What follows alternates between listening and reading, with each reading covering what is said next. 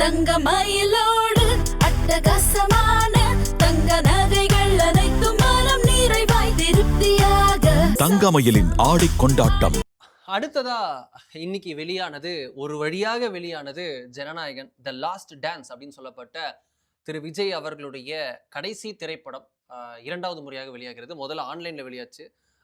பைரசியில அந்த பட நிறுவனத்திற்கே பெரிய இழப்பு, இயக்குனருக்கு பெரிய இழப்பு. அதெல்லாம் தாண்டி இன்னைக்கு மீண்டும் வெளியாகி இருக்கிறது. 1 கோடி பேர் பார்த்துட்டாங்கன்னு சொல்லப்பட்ட நிலையிலும் கோர்ட்லேயே இந்த விஷயம் வந்த போதும் கூட இன்னைக்கு வந்து ரிலீஸ் ஆயிருக்கு. பெரும் எதிர்பார்ப்புடன் போனது.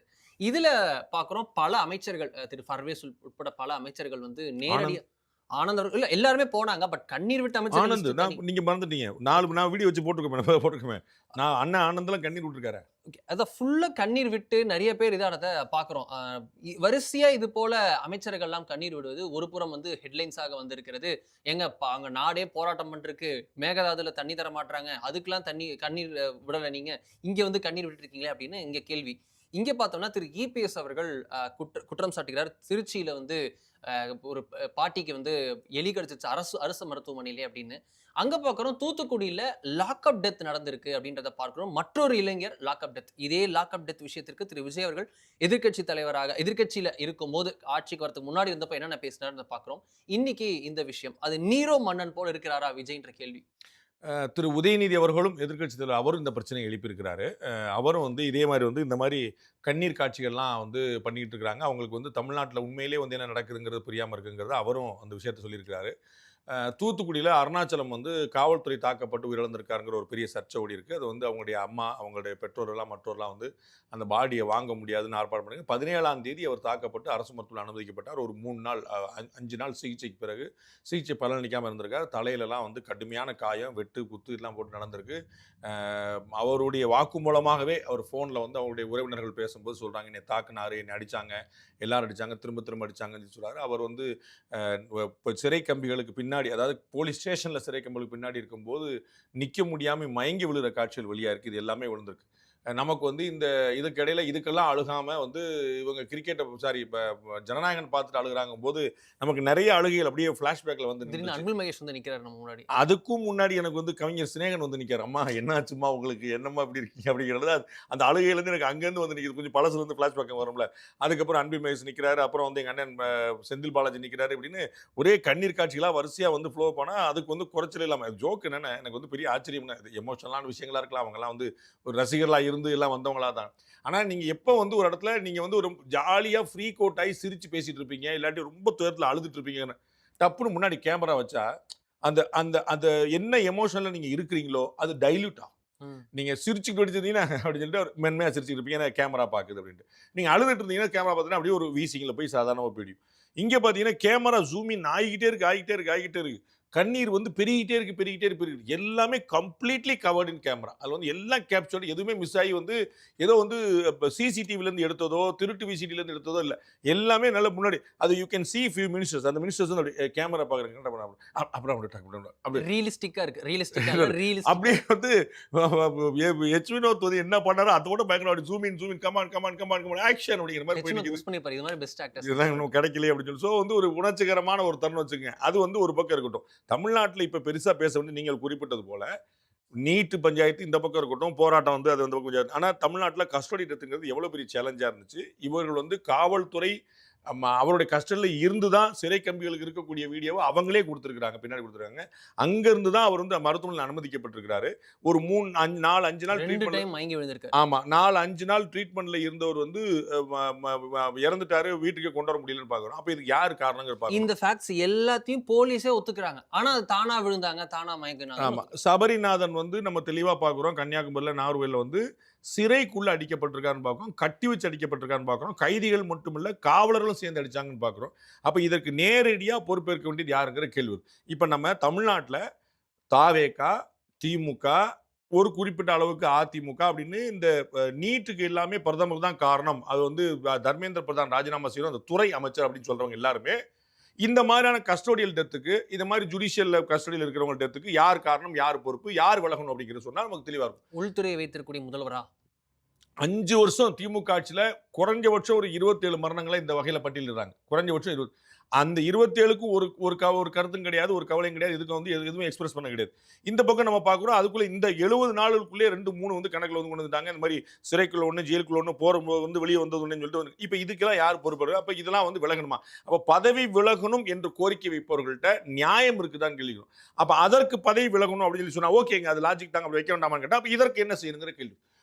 ஒரு விசாரணை கைதி, தண்டிக்கப்பட்ட கைதி இல்ல, ஒரு விசாரணை கைதி லாக்அப்ல இருக்கும்போது சஸ்பீசியஸா வந்து படுகாயம் அடைஞ்சு மொட்டையடிச்சு மண்டை பூரா புண்ணாகி உடம்பு பூரா ரணகலமாகி உயிர் பிழைத்து வர முடியாத அளவுக்கு போய் நிக்கிறாருன்னு அப்ப யார் பொறுப்புங்கிற கேள்வி வருதான். அப்ப இவர் நம்ம எல்லாருக்கும் பதில் நீரோ மன்னனா இல்லையா அப்படிங்கிறலாம் அந்த சம்பவத்தின் போல நம்ம என்ன எளிமையான கேள்வி இருக்கிறோம். அதற்கு ராஜினாமா செய்ய வேண்டும் என்றால் இதற்கு என்ன செய்ய வேண்டும்? திரு விஜய் அவர்கள் சொல்கிறார், திரு உதயநிதி அவர்கள் சொல்கிறார், நீட் தேர்வில் குளறுபடி கிடையாது, நீட் தேர்வே குளறுபடி தான். அதை 2013 பார்லிமெண்ட்ல கொண்டு வந்தது யாரு? அண்ணன் உதயநிதி அவர்களுக்கு தெரிஞ்சிருக்கும் கட்டாயமா. அவருடைய கட்சியை சேர்ந்த அமைச்சர் காந்தி செல்வன் தான் அதை கொண்டு வர்றாரு. அப்ப வந்து நீங்க தான் கொண்டு வந்தீங்க. காட்சிப்படுத்தக்கூடாத பட்டியல்ல விலங்குகளை சேர்க்கிறேங்கிற பேர்ல எரும மாடையும் காளை மாடையும் கொண்டு வந்து சேர்த்தது யார்? ஜெயராம் ரமேஷ் இவர்கள் கூட்டணியில் இருந்த போது. அதனாலதான் ஜல்லிக்கட்டு தடை அங்க வந்து அப்ப அதற்கு தடைக்கு காரணமாக இருந்தது நீங்கள் கூட்டணியில் இருந்து பண்ணவங்க ஆட்சியில் இருக்கும்போது நடந்த விஷயம். இன்னைக்கு திடீர்னு வந்து ஐயோ ஜல்லிக்கட்டுக்கு நாங்கள் தான் போராடுவோம். இன்னைக்கு நீட்டுக்கு வந்து எல்லாரும் முன்னாடி நிற்பாங்க, நாங்க முன்னாடி வாழந்து நிற்போம். பஸ் நீங்க எதுக்கு வாழந்த வேண்டிய அவசியமே இல்லை. நீங்க முன்னாடி அது வேண்டாம் சொல்லி பிரச்சனை வந்திருக்காதே. அப்ப இவர்கள் எல்லாருமே இவர்கள் நீரோ மன்னன் சொல்றாரா, உதயநிதி வந்து விஜயை குறிவிக்கிறாரா, எடப்பாடி பழனிசாமி அவர்கள் குறிக்கிறார். இது வந்து பாலிடிக்ஸ், அது இருக்கட்டும். முக்கியமான கவலை யாருக்கு பொறுப்பு இருக்கிறது, யார் பொறுப்பேற்க வேண்டும் அந்த கேள்விக்கு. இங்க இவர் பொறுப்பேற்கணும்னா அங்க அவர் பொறுப்பேற்கலாம், அங்க அவர் பொறுப்பேற்கணும்னா இங்க ஒரு பொறுப்பு கிடையாதாங்க கேள்வி. இவ்வளவுதான் பாயிண்ட். இதுல தர்மேந்திர பிரதான் ராஜினாமா குறித்து இன்னொரு கேள்வி. இன்னைக்கு நம்ம ஒரு விஷயம் போட்டிருந்தோம், இணையத்துல பெரிய வைரல் ஆச்சு அப்படின்றத பார்த்தோம்.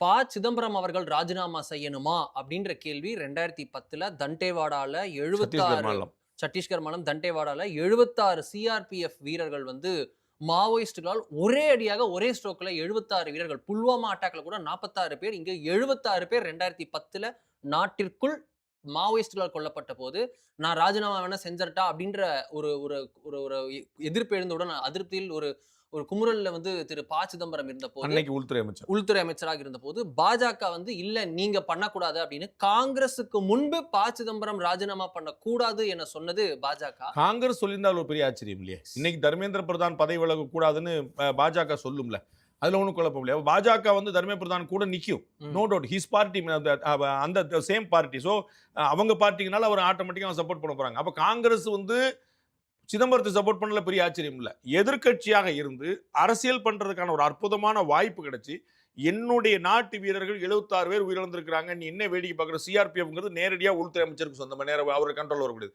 அப்போ நீங்கள் என்ன அமைச்சராக இருந்திருக்கீங்கன்னு கேள்வி எழுப்பி ஒரு நெருக்கடி கொடுத்தா நடந்திருக்கும். மும்பை அட்டாக்கு பிறகு நம்ம வந்து உள்துறை அமைச்சர் மாறினாருங்கிற பார்க்குறோம். அது மாதிரி இந்த மாதிரி அட்டாக் பிறகு மாறல வந்து பீரியட்ல ஆமாங்க தார்மீக பொறுப்படுத்தினா நேரடியாக வந்திருக்காங்க, என்ன லாண்ட் ஆர்டர் வச்சிருக்காங்கன்னு ஒரு கேள்வி வந்துடும். ஆனால் மாறக்கூடாதுன்னு சொன்னது எதிர்கட்சியாக இருந்த பாஜக.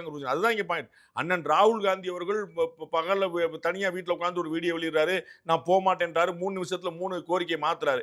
அவர்களுக்கெல்லாம் பார்க்க வேண்டிய வீடியோ தான் இது. அவங்க வந்து என்ன நடந்துச்சு, பழைய செய்திகள் வந்து என்ன போயிருக்காங்கன்னு எடுத்து பார்த்தாங்கன்னா வரலாறு என்னன்னு அவங்களுக்கு தெரியும். அவங்க வந்து பண்ண விஷயங்கள்ல 10ல் 1 கூட. இன்னைக்கு மேஜர் மதன்குமார் போன்ற பெரியவங்க எல்லாம் வந்து நீங்க உடனே காங்கிரஸ் செய்வதா, காங்கிரஸ் செய்வான்னு கேட்கறாங்க. நம்ம எப்படி கம்பேர் பண்ண வேண்டியிருக்கு? முன்னாடி என்ன இருந்துச்சு, இன்னைக்கு என்ன இருக்கு, அவ்வளவுதான் பார்க்க முடியும். நம்ம வந்து ஃபிஷர்மேன் படுகொலை வந்து தமிழ்நாட்டை சேர்ந்த இந்தியாவை சேர்ந்த ஃபிஷர்மேன் வந்து 600 பேர் படுகொலை செய்யப்பட்டாங்கிறது அண்ணன் சீமான் சொல்லிட்டே இருப்பார். ஒரே ஒருத்தர் இந்த 11 வருஷத்துல படுகொலை செய்யப்பட்டிருக்காரு. அப்ப மிச்சம் 599 எப்ப பண்ணாங்க, படுகொலை பண்ணப்பட்டாங்க? அந்த கேள்வி வரணும்ல. அப்ப காங்கிரஸ் கம்பேர் பண்ணியா? காங்கிரஸ் கம்பேர் பண்ணாதானே உண்மை தெரியும். இந்தியா வந்து வளர்ந்த நாடா மாறிச்சு, இந்தியா உலகத்தின் நம்பர் 1 ஸ்டேட் நம்ம சொல்லல. ஆனா அதை நோக்கி போயிட்டு இருக்கா இல்லையா? முன்னாடி என்னவா இருந்துச்சு, இன்னைக்கு என்னவா இருந்துச்சு கேள்வி வருதுல. இந்த மருத்துவ கல்வியில 2014க்கு முன்னாடி என்ன நிலைமை, 2014க்கு பிறகு என்ன நிலைமை? எத்தனை மருத்துவ சீட்ஸ் இன்கிரீஸ் ஆயிருக்கு, எத்தனை சீட்டு, எத்தனை கல்லூரி, எத்தனை தனியார் கல்லூரி, எத்தனை அரசு கல்லூரி, எத்தனை எய்ம்ஸ் கல்லூரி, எவ்வளவு மார்க்குக்கான விஷயம், எல்லா விஷயங்களும் எவ்வளவு. தமிழ்ல எழுதுறதுக்கான விஷயம், தமிழ்ல தேர்வுக்கு முன்னாடி இருந்துச்சா? 2014க்கு முன்னாடி தமிழ்ல தேர்வு சொல்லணும்ல இவங்க யாராவது? நீட் தேர்வு எழுத முடியுமா? அப்ப அந்த எல்லாமே எங்க வந்து நிக்குங்க நம்ம பார்க்கணும், சந்தர்ப்பம் கொடுத்துருங்க. அப்ப கம்பேர் பண்ணாதீங்க. பின்ன கம்பேர் பண்ணாதானே தெரியும். இன்னைக்கு நான் வந்து கோடீஸ்வரா, இன்னைக்கு நான் கோடீஸ்வரா இருக்கிறேன், நேத்து வந்து நான் லட்சாதிபதியா இருந்தேன், அப்ப நேத்தோட இன்னைக்கு முன்னேறி இருக்கேன், அப்படிதான் கணக்கு பண்ணணும். நேத்து நான் இன்னைக்கு நான் லட்சாதிபதியா இருக்கிறேன், நேத்து நான் கோடீஸ்வரா இருந்தேன் அப்படின்னா கீழே லட்சாதிபதியா இருக்கிறது சந்தோஷப்படலாம்ல. அப்பா உங்களுக்கு என்னப்பா நீங்க பெரிய லட்சாதிபதி சார், நான் நேத்து கோடீஸ்வரா இருந்தேன் சார், அப்ப ஃபால்ட்டும். அப்ப நான் நேத்து இருந்தோட இன்னைக்கு பெட்டரா இருக்கீங்கனால தான் பிஜேபி என்ன செஞ்சாங்க. இதுல ஏதாவது ஒண்ணு டேட்டா பூர்வமா பொய், மிகைப்படுத்தப்பட்ட தகவல், உண்மை இல்லைன்னு சொன்னா யார் சொன்னாலும் நம்ம கேட்கணும். திரு அண்ணாமலை சொன்னாலும் கேட்க வேண்டியதான், மேஜர் மதன்குமார் சொன்னாலும் கேட்க வேண்டியதான், எதிர்க்கட்சி தலைவர் சொன்னாலும் யார் சொன்னாலும் கேட்கணும். No doubt. நம்ம நேத்து இருந்ததை விட இந்த 11 வருஷத்துல பெட்டரா இருந்திருக்கா இல்லையா? In all aspect. எஜுகேஷன் சம்பந்தமா மட்டுமே, ஹையர் எஜுகேஷன் சம்பந்தமா மட்டுமே, ஸ்பெசிஃபிக்கா போய் எல்லாரும் ஆர்கியூ பண்ணி பார்ப்போம், எல்லாருமே டேட்டா எடுத்து பார்ப்போம். பப்ளிக் டொமைன்ல இருக்கக்கூடிய விஷயம், எந்த விஷயம் ரகசியம் கிடையாது. அப்ப நம்ம ரொம்ப தெளிவா பார்க்க வேண்டியது, இந்த அரசு மாணவர்கள் நலனில் அக்கறை கொண்டு செயல்படுகிறது. அதுல 1, 2 எங்கே நடக்கக்கூடிய அவர்கள் கைது செய்யப்பட்டிருக்கிறார்கள். நம்ம தெளிவா புரிஞ்சுக்கணும். இப்ப தர்மேந்திர பிரதான் தான் இதை லீக் பண்ணாரு. அப்ப காம்ப்ரமைஸே கிடையாது. ஏன்னா நீங்கள் தான் குற்றம் சாட்டப்பட்டவர், நீங்க மந்திரியா இருக்க முடியாது. உங்களுக்கு புரியல? வேண்டாம். தர்மேந்திர பிரதானுடைய உறவினர்கள் பண்ணிட்டாங்க. அப்பயும் ஒன்றும் குழப்பம் இல்ல. Conflict of interest உள்ளவர். ஆமா. என்டி அமைப்புல டாப் பாஸ் 4 பேர் உட்கார்ந்துருக்காங்க. அவங்க பண்ணிட்டாங்க. ஏன் சொல்றேன்னா, இதற்கு முன்னாடி டிஎம்கே கவர்மெண்ட் இருந்தபோது தமிழ்நாட்டுல டிஎன்பிசி மெம்பர்களே பண்ணாங்கன்னு குற்றச்சாட்டு இருக்கு. உங்களுக்கு புரியுங்களா? கொஸ்டின் பேப்பர் லீக் ஆனது எங்கேயோ விருதுநகர்ல ஒரு வாத்தியார் பண்ணிட்டாருங்க இல்ல. டிஎன்பிஎஸ்சி மெம்பர்ஸே பண்ணிருக்காங்க, உறுப்பினர்களே பண்ணிருக்காங்கன்னு அர்த்தம். அத மாதிரி இப்ப என்டிஏல டாப்ல இருக்கிறவங்க பண்ணிட்டாங்க. அப்ப என்னங்க நீங்க 4 பேர் தான் தேர்ந்து வச்சிருக்காது, உனக்கு ஆள ஒழுங்கா அப்படி கிடையாது இப்ப கேட்டோம். கைதானதுல 12 பேர்ல 9 பேர் கிட்ட வந்து நேரடியா ஆசிரியர் அந்த அதான் சொல்ல வரேன். botany, டிரான்ஸ்லேட் பண்றவங்க, அடுக்கி வைக்கிறவங்க, ஆல்டர்னேட்டிவ் கொஸ்டின் ரெடி பண்றவங்க வச்சிருக்காங்க. அவர்கள் கைது செய்யப்பட்டிருக்காங்க. அப்ப நீங்க என்ன எதிர்பார்க்கறீங்க? நீங்க தார்மீக பொறுப்பு எப்படி ஏற்க முடியும்? இந்த கேள்வி வருதா இல்லையா? அப்ப இவர்களுக்கு தெரியும் இது நீரோ மன்னனா மற்ற மன்னனாங்கிற கேள்வி இல்ல. இவர்களுக்கு அரசியல் செய்யணும். அதற்கு பாஜக எளிய இலக்கு. மற்ற விஷயத்துல கண்டுக்க மாட்டாங்க. இந்த பக்கம் நல்லதா இப்ப தமிழ்நாடு அரசு கொஞ்சம் ஆறுதல் அடைஞ்சிருக்கும். எப்படியாவது இந்த அருணாச்சலம் இறந்த மேட்டர் வந்து கொஞ்சம் அப்படியே டைல் டவுன் ஆயிரும். ஏன்னா நம்ம வந்து எல்லாரும் இப்ப நியூ காலேஜ் ஸ்டூடெண்ட் இப்ப ஆரம்பிச்சிட்டாங்க. நாளைக்கு எல்லா காலேஜ் ஸ்டூடெண்ட் ஆரம்பிச்சிருவாங்க. அப்ப நமக்கு வந்து இந்த அருணாச்சலம் மேட்டர் கஸ்டோடி லெட்டர் மேட்டர் ஊடகங்களுக்கு ஒன்றும் பிரச்சனை கிடையாது. ஊடகங்களுக்கு வந்து புது கண்டென்ட் கிடைச்சிருச்சு. ஸோ இந்த கண்டென்ட் இல்லாத போய் வேற கண்டென்ட் போய்க்கலான்னு அப்படியே நீட்டுன்னு போயிட்டு உட்காந்துருப்பாங்க. இது நம்ம பலமுறை பார்த்த புரோட்டோடைப் தான். எஸ். இந்த பக்கம் புரோட்டோடைப் தான் இருக்கும்போது இது என்ன டைப்னே கண்டுபிடிக்க முடியாத அளவுக்கு இருக்கிறது கம்யூனிஸ்ட் கட்சிகளுடைய நிலைப்பாடு. இதுல வந்து போராட்டத்திற்கு அனுமதி கொடுக்கவில்லை.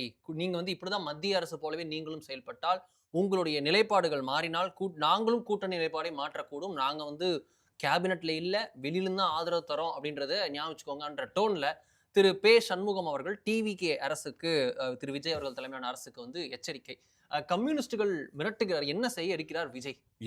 விஜய் என்ன செய்யறாருங்கிறத விட்டுருங்க. கம்யூனிஸ்ட் என்ன செஞ்சிருவாங்க? ஆதரவு வாபஸ் வாங்க தானே, வாங்கிட்டுங்க. நீங்க தனியா போக வேண்டாம், இந்திய கம்யூனிஸ்ட் சேர்த்து கூட்டு போங்க. நீங்க 2 பேரும் சேர்ந்து போக வேண்டாம், அண்ணன் திருமாவளவன் சேர்த்து கூட்டுக்குங்க. ரொம்ப கம்பல் பண்ணி நீங்க வாங்க பழைய கூட்டணி நம்மளாம் ரொம்ப நாள் டிகிரி சொன்னா ஐயூஎம்லையும் சேர்த்து கூட்டு போங்க. அவர் விஜய் என்ன செய்ய போறாங்க ரொம்ப தெளிவா சொல்லிட்டு நாமளே இந்த இடத்துல ஈக்குவல் சொல்லியிருக்கோம். ரொம்ப தெளிவான கணக்கு அவர்கிட்ட இருக்கு.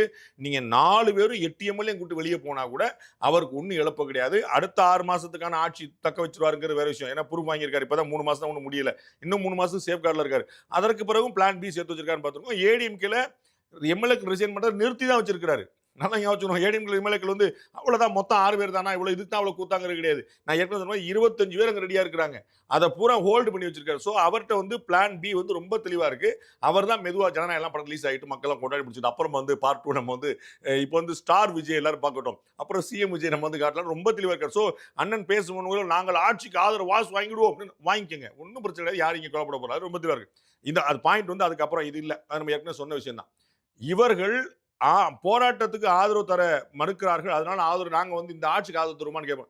கேரளா கவர்மெண்ட்ல இவங்க கையில இருந்தபோது கம்யூனிஸ்ட் கவர்மெண்ட் இருந்தபோது நீட்டுக்கு ஆதரவு ஏதாவது செஞ்சிருக்காங்களா, நீட்டுக்கு எதிராக ஏதாவது செஞ்சிருக்காங்களான்னு கேட்போம்.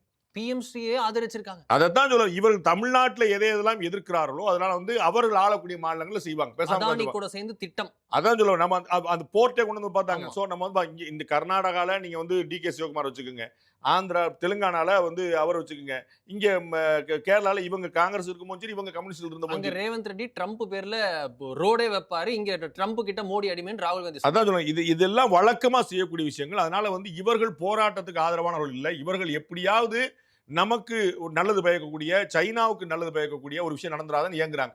நம்ம வந்து அவன் கட்சிக்கு ஒரு நல்லது நடந்துடணும், ஜி ஜின்பிங் வந்தாருன்னா அவருக்கு வரவேற்பு தெரிவிக்கணும், அவர் தான் நமக்கான பாசுங்கிற மாதிரி நம்ம செயல்படணும். அது வந்தா போதும், மற்ற எதுவுமே தேவையில்லை, மற்ற எல்லாமே எதிர்க்க வேண்டியதான் பிளைண்ட். அவ்வளவுதான். நம்ம ஆட்சியில் வந்தா நம்ம வந்து எதுவுமே கண்டுக்கூடாது. நம்ம ஆட்சி இல்லையா, அவங்க என்ன செஞ்சாலும் தப்பு தான். அதுதான் தாவேக்கா விதிவிலக்கு இல்லை. ஆனால் இவர்கள் போனால் எந்த பிரச்சனையும் இல்லை. இவர்களை பத்தியெல்லாம் அவருக்கு தெரியும். திரு விஜய் அவர்களுக்கு வந்து ரொம்ப எளிமையா தெரியும்ல. முந்தானத்து காலையில படக்குன்னு அங்க கூடவே இருந்துட்டு விட்டுட்டீங்க ஏன்ட்டு வந்துட்டீங்க அப்படின்னா எப்படி 2017 இருந்து 9 வருஷம் கூட வந்திருக்கீங்க. ஒரே நாள்ல நீங்க வந்துட்டீங்க, மாறி வந்துட்டீங்க. இப்ப ஏன்ட்டு வெளியே போறதுக்கு எவ்வளவு நேரம் தெரியுமில்ல அவருக்கு. இந்த விஷயம் அவர் யோசிக்க மாட்டாரா? 9 வருஷம் கூட இருந்தவங்கள ஒரே நாள்ல மாற்றி வந்துட்டாங்களே, நம்ம 70 நாளா தானே கூட இருக்கும், நம்ம வெளியே போறதுக்கு எவ்வளவு நேரம் தெரியாது. அதுக்கெல்லாம் தெரிஞ்சுதான் பிளான் பி ஏற்கனவே பண்ணி வச்சிட்டாரு. அது அண்ணன் பேசும்போதுக்கு தெரியும். அதனால தான் பாங்களா யார் தெரியுமா அப்படின்னு கம்பு சுத்திட்டு இருக்காங்க. இந்த பக்கம் தமிழ்நாட்டுல ப்ரொடெஸ்ட் கம்மியா இருக்கு. நீட் விஷயத்துல. சவுத்லயே ப்ரொடெஸ்ட் மொத்தமும் கம்மியா இருக்கு. நார்த்ல தான் பல இடத்துல இந்த சிஜேபியோட ப்ரொடெஸ்ட் இருக்கு. இதுக்கெல்லாம் காரணம் இந்த சவுத்ல ஃபுல்லா எதிர்க்கட்சிகளை சேர்ந்தவர்கள் ஆள்கிறார்கள். அங்க வந்து ரேவந்த் ரெட்டி, இந்த பக்கம் டிகே சிவகுமார், இந்த பக்கம் சதீசன், இந்த பக்கம் வந்து திரு விஜய் அப்படின்னு ஆள்றாங்க.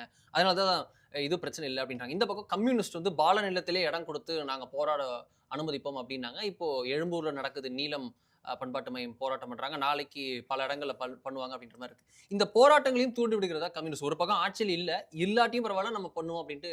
அதுதான் சொன்னேன். அவர்களுக்கு வந்து ரொம்ப தெளிவா தெரியும். இது தமிழ்நாடு கவர்மெண்ட்டுக்கு எதிரானது இல்ல. குறுக்க பூந்தா நீங்களும் அடிபடுவீங்கங்கிறது அவங்க குடுக்குற மெசேஜ். நாங்க வந்து உங்க மேல கல்லெறியல. ஆனா கல்லெறியில தடுக்க வந்தீங்கன்னா, உங்க மேல தான் கல்லு படும். இதுதான் அவருடைய கல்லெறி, அவருடைய இலக்கு வந்து ரொம்ப தெளிவா central government, BJP, Narendra Modi. திரு விஜய் அவர்கள் லா அண்ட் ஆர்டர் காப்பாத்துறதுக்காக குறுக்க பூந்தாருன்னா, அவர் மேல கல்லடிபட்டா நாங்க பொறுப்பு கிடையாதுங்கிறது இவர் சொல்ற பாயிண்ட். அதனால தான் நாங்க பால நிறுத்தம் நாங்களே சொல்றோம் அப்படின்றாங்க. அதனால தான் நான் ஏற்கனவே குறிப்பிட்டது போல 5 வருஷமா போராட்டத்துக்கு வராதவர்கள்லாம். நம்ம யோசிச்சு பார்க்கணும். ஆம்ஸ்ட்ராங் வந்து கொலை நடந்தது. அப்ப திரு ரஞ்சித் குமார் அவர்கள் வந்து அவ்வளவு அதிருப்தியை வெளிப்படுத்தினார். அவ்வளவு அதிருப்தியை வெளிப்படுத்தினார். பகிரங்கமா வந்து வெளிப்படுத்தினார். என்ன போராட்டம் பண்ணார்? என்ன ஆர்ப்பாட்டம் பண்ணார்? எந்த மாநிலம் எந்த எந்த எந்த ரோடு ஸ்தம்பிச்சது? ஒரு ஒரு கட்சியுடைய தலைவர், மாநில தலைவர் வீட்டு வாசல்ல படுகொலை பண்ணப்பட்டார். அப்ப இவங்கலாம் என்ன ஆர்ப்பாட்டம் பண்ணாங்க? அப்ப இவங்களோட நோக்கம் என்ன? அப்ப 5 வருஷம் வாய தொறக்கவே இல்ல யாருமே. இன்னைக்கு படக்குன்னு கிளம்பி வர்றாங்க. இது வந்து ஒரு டெஸ்ட் தான். நம்ம வந்து சென்ட்ரல் கவர்மெண்ட்க்கு எதிரா நம்மளால எவ்வளவு வந்து கொண்டு வர முடியும். ஏன்னா இன்னைக்கெல்லாம் நம்ம ட்ரெயின் ஆனா தான் 2029, 28 டிசம்பருக்கு மேல நம்ம ரொம்ப வேகமா சொன்னா 29 மொமெண்டம் கிரியேட் பண்ணோம். நம்ம இப்ப பார்க்கறதெல்லாம் ட்ரெய்லர் தான். நீங்க அடிக்கடி சொல்லுவீங்களே, அபி பிக்சர் பாக்கி ஹை. அது வந்து 2028க்கு ரெடி ஆயிட்டு 28 டிசம்பர்ல இருந்து கிளம்பி வருதாங்க, ரெடி ஆயிட்டு இருப்பாங்க. அதற்கான முயற்சி தான் ஒரு ட்ரையல் மாதிரி பார்த்துட்டு இருக்காங்க. I think CM will handle appropriately நினைக்கிறேன்.